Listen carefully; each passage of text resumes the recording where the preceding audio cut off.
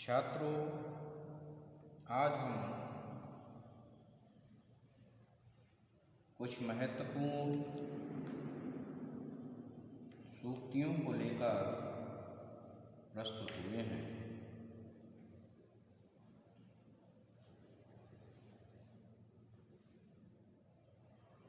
यह सूक्तियाँ अत्यंत महत्वपूर्ण सूक्तियाँ हैं।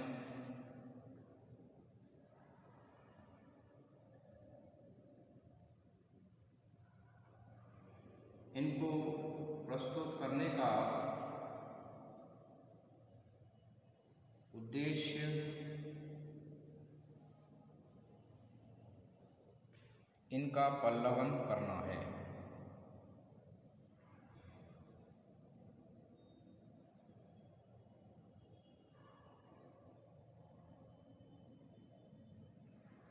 तो सबसे पहली सूक्ति है, श्रद्धा और प्रेम के योग का नाम भक्ति है।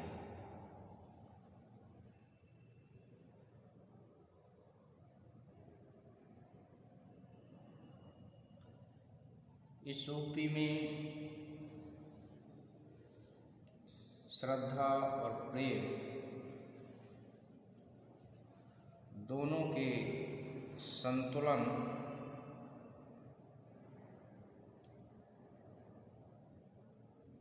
पर जोर दिया गया है।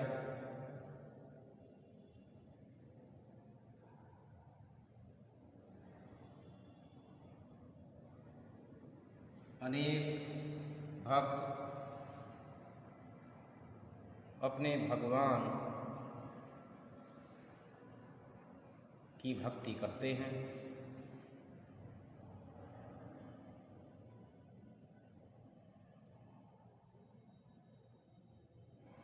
लेकिन उन भक्तों में भी कुछ भक्त भगवान के अति प्रिय हो जाते हैं।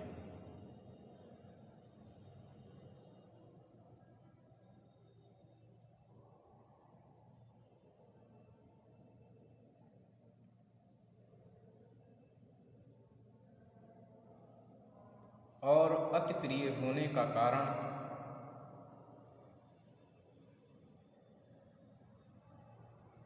उनकी भक्ति में श्रद्धा और प्रेम का समन्वय होना है।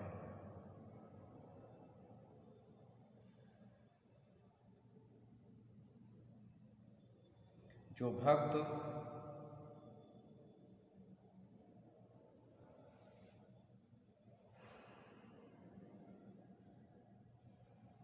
दिखावे से रहित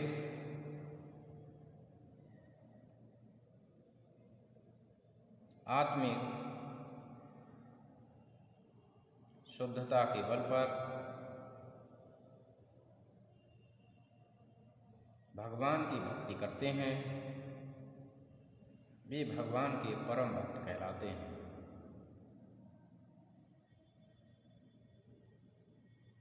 भगवान के प्रति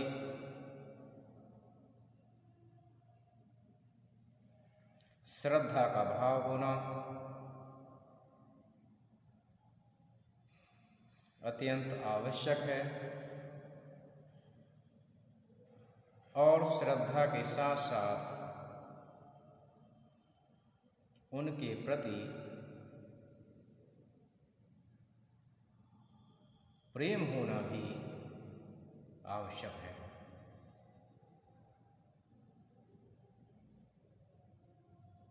श्रद्धा और प्रेम के अतिरिक्त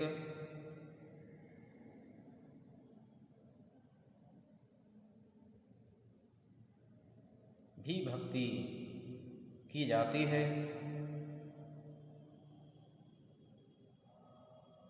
परंतु श्रद्धा और प्रेम के माध्यम से की जाने वाली भक्ति कहीं अधिक प्रभावशाली होती है,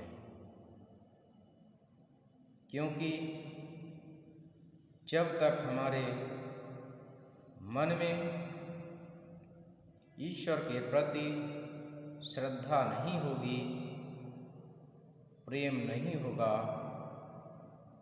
तब तक हम उसकी वास्तविक भक्ति नहीं कर सकते हैं। यह अलग बात है कि लोग दिखावा कर लें, परंतु भक्ति में श्रद्धा और प्रेम का होना अत्यंत आवश्यक है। श्रद्धा और प्रेम आडंबर से हीन होता है।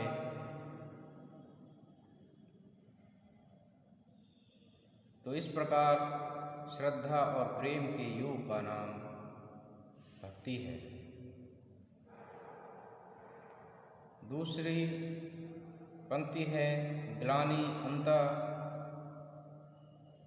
की शुद्धि का एक विधान है।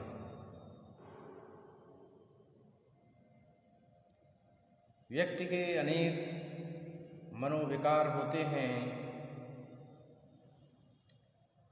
क्रोध, उत्साह, लज्जा, गिलानी। तो उसी मनोविकार में गिलानी अत्यंत महत्वपूर्ण होती है और इसके माध्यम से व्यक्ति अपनी अंतःकरण की शुद्धि कर सकता है। जब हम कोई भी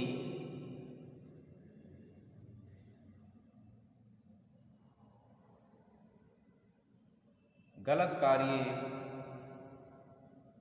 कर बैठते हैं, भले ही वह कार्य अनजाने में किया गया हो, लेकिन अनजाने में किया गया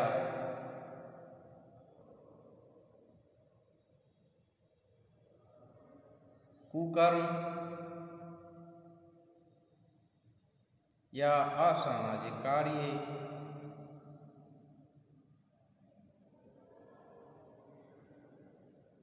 गलत होता है और हम कर बैठते हैं। लेकिन जब हमें इस बात का आभास होता है कि हमने गलत कार्य कर दिया है, इसका पश्चाताप होता है, तो हमारे अंदर ग्लानि उत्पन्न होती है कि हमें यह गलत कार्य नहीं करना चाहिए था। और जब ये ग्लानि उत्पन्न होती है तो हमें यह प्रेरणा देती है कि हमें कोई भी गलत कार्य नहीं करना है। तो इसीलिए कहा गया है कि ग्लानि अंतःकरण की शुद्धि का एक विधान है। अगला है, वाक् संयम विश्व मैत्री की पहली सीढ़ी है।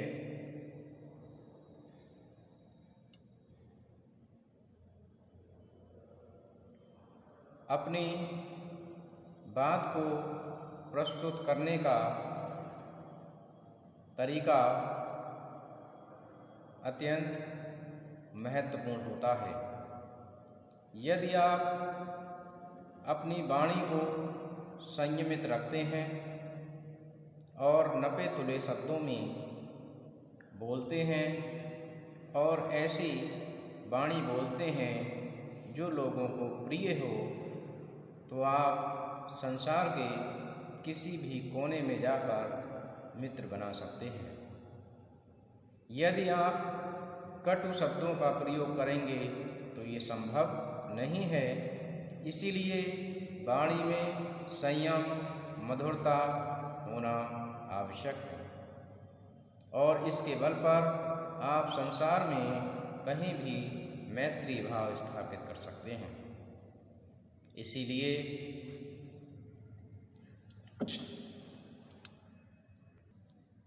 कहा जाता है कि वाक् संयम विश्व मैत्री की पहली सीढ़ी है।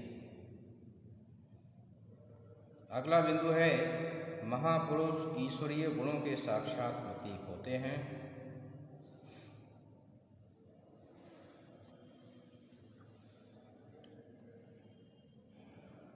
ईश्वर में अनेक गुणों का समावेश होता है। वह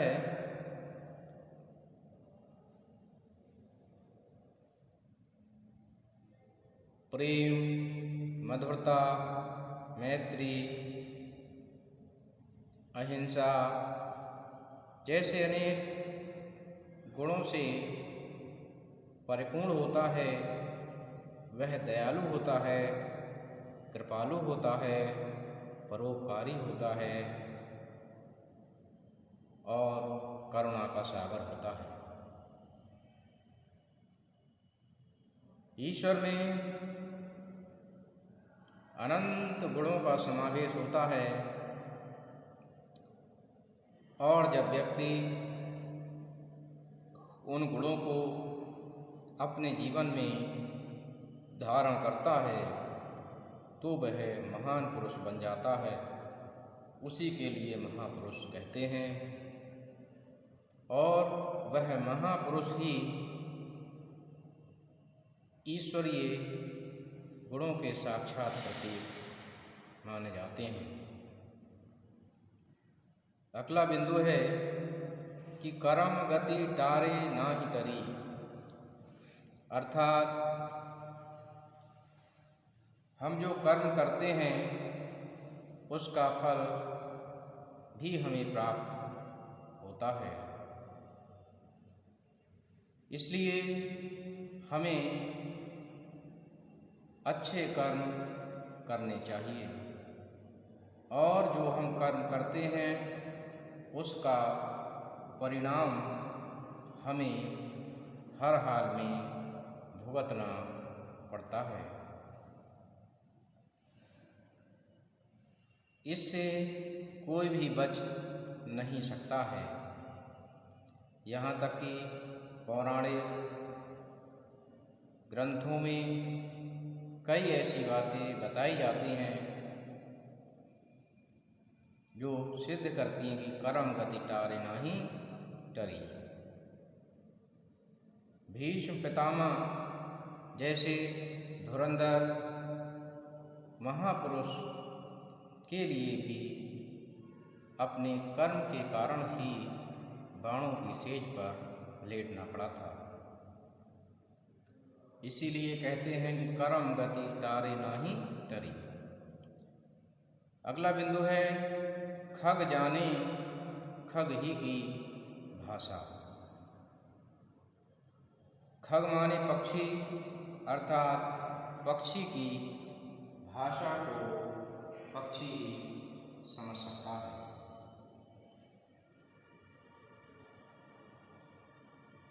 कोई भी व्यक्ति जो दुख भोग रहा है, पीड़ा भोग रहा है, संत्रास से गुजर रहा है, उसकी पीड़ा को वही व्यक्ति जान सकता है जो स्वयं उसका भोगता है। जो व्यक्ति उन अनुभवों से नहीं गुजरा है उसको नहीं जान सकता है। इसीलिए कहा जाता है कि खग जाने खग ही की भाषा, अर्थात जिसने जो भोगा है उसके विषय में स्वयं वही जान सकता है। तो मैं समझता हूँ कि छात्रों आपने इन सूक्तियों का पल्लवन समझा होगा। धन्यवाद।